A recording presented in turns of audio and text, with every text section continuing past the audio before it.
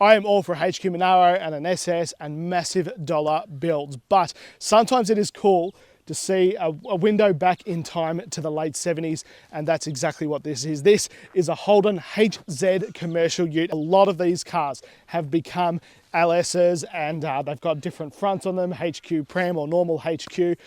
But this is a HZ, like I said. So if you weren't aware, they ran the same front end from HQ in the early 70s all the way up until WB. They all looked like this. And this was the everyman's ute, the ute for the bricklayer, the tradie, the farmer, or fleet vehicles, because there were quite a variety of options that you could get. So this particular one is a 4-speed manual 202, but you could get a 253 or a 308 if you're towing, and you could also change what is on the back here from anything from a timber tray, an alley tray, a camper, so many different options.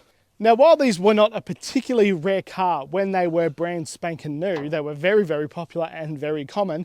Over the years, a lot of these have died to become project cars, and while there is nothing wrong with that, it means that there is not many survivors like this. Now, it has been restored, like I mentioned earlier, but a lot of these would have been restored to an LS or a 308 and just a weapon. It is quite, well, I've never seen another one this good. And frankly, the car is very charming in its original self. I mean, one major difference, obviously this front end, those big orange indicators, the badge and the grille is completely different than a normal HQ, and very different, obviously, than a normal HZ. Another thing worth mentioning as well is the price of these. So they were around $5,000 or $6,000 in the late 70s. In today's money, one like this is sort of a base model spec, about $35,000, $36,000. And if you have a look at what's on the market today, this is bloody well priced. And if we jump in here, oh, it is very, very comfortable. Very, very nice place to be. It feels so lazy and relaxed, and it's quite echoey in here, which is funny, but what do you think, guys? Does this car suit me? I think so. And under the bonnet, while there is no powerhouse, there is our indestructible 202. Great, great engine, powered many cars in Australia. I don't need to tell you about this. If you're watching this car, if you're interested in the old Kingswoods and stuff, you know all about the 202. This one also has been fitted with Lukey extractors, and if I'm honest, I actually don't hate the sound of a 202. I think they actually sound pretty good, but look at that. There is nothing more Australian than a 6-cylinder in an old HQ looking ute. I know it's a HZ, but it's kind of a HQ. Now, one big difference with the HZ is the radial tuned suspension. So because of that whole front end suspension setup that was, to suit the radial tyres, they really do handle much, much better than the original HQs. However, another reason these cars are so rare is, let's be honest, there's not a lot of weight back here. Now, these are leaf sprung and they're designed to take a 1,000 kilos payload, but driving, you do have to be on your toes when you're going to be driving one of these, especially if it's in the rain. Even though it's only a 202, we're not talking about, tyre spin, but you got to be paying attention. And like the later Commodore utes, they do have the spare tyre under there along with our tow bar. But that's it. The exciting thing about this car for me is that it is a window into what used to be, and it's more the fact that it hasn't been turned into a massive horsepower cruiser and has been restored, lovingly restored, to a piece of Aussie history, something that has completely disappeared off Australian roads. Enough talking about it, let's go take it for a little spin. But I just want to preface, we're not going to be doing 0 to 100s and stuff like that. That's not really appropriate, I think, for this car. We're just going to quickly, quietly cruise around and just enjoy a 50-year-old car. This is Rob. This is actually his car, and we're just going to go for a quick cruise. I can't believe how well it runs, mate. Yeah, it's got a bit of a hesitation at the moment. Carby needs a bit of love, but yeah, that's all right. It always fires up first go. You can probably see by the vibration, it's no Rolls Royce, but it's not meant to be. It's a nearly 50 years old work ute.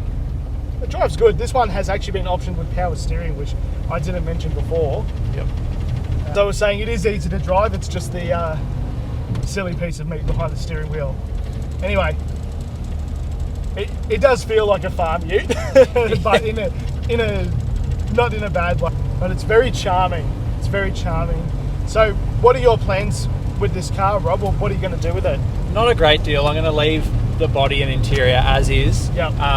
But I may have a 253 in the shed, which I've just pulled down. Yeah, cool. You know, I really can't go past that V8 noise. Yeah, 100%. So, but at the same time, I want to keep it a motor that would have come out with the car from factory. So, you know, not an LS or anything like that, as great as they are. And, you know, everyone does 308s. They're a great engine, but 253 would have been a bit more common in this car as well.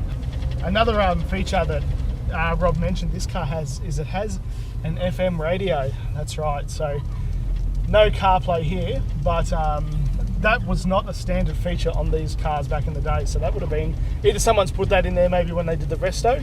I believe so. Yeah. But it's a nice addition. Like, it's very error correct. But these are really cool cars, guys. Like, you know, there's so much you could do with them, so much potential, but that is why a Survivor like this doesn't exist anymore. I mean, this is like the blank slate that people do stuff to and abuse, and it's almost like, first and second are very similar. Yeah. Like, you can definitely... I've definitely shown my inexperience here. Like, sometimes I'm getting a little bit lost in the neutral, but I'm sure there's a knack to it, you know, once you... Yeah, that's it. So there we go, second's nice and easy to find. It's already getting better. It's just so enjoyable to drive. Oh, yeah. I try and get it out at least once a week. Yeah, you know, otherwise they just sit around. So yeah, I'm always trying to find an excuse to drive it.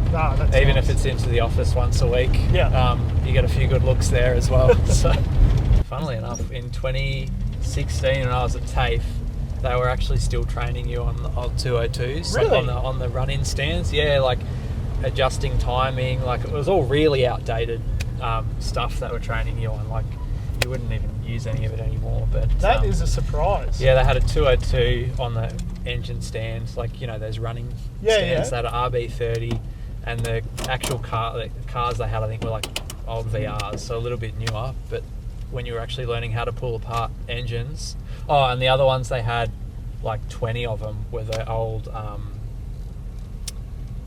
what are they called, the 4-cylinder version of this, the Starfire. Yeah, they had those. So nicknamed the Startfire. Yeah, well, this is only 10 years ago, and that's what they were training apprentices that's a on. surprise. So, you'd be surprised. Like, I go into Repco and Auto One, and you can still easily get bits like fan belts, and like, it's all still really easy to get because they were so common. Millions of them.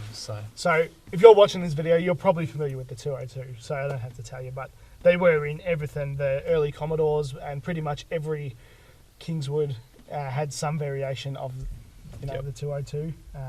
We even got an EFI one right before, in the late 80s. But no, it's a very cool thing, and I'm glad that talking to you, what your plans with it. It's exactly what I do with it. It's such a good base that if this was at a car show, people will look at this versus a twin turbo LS tonner parked next to it. Yep.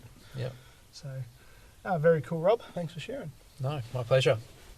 And that is pretty much it. But one thing I did want to show you guys is the handbrake. Now, lots of you guys will already know this, but basically it always flops down so that you can get out.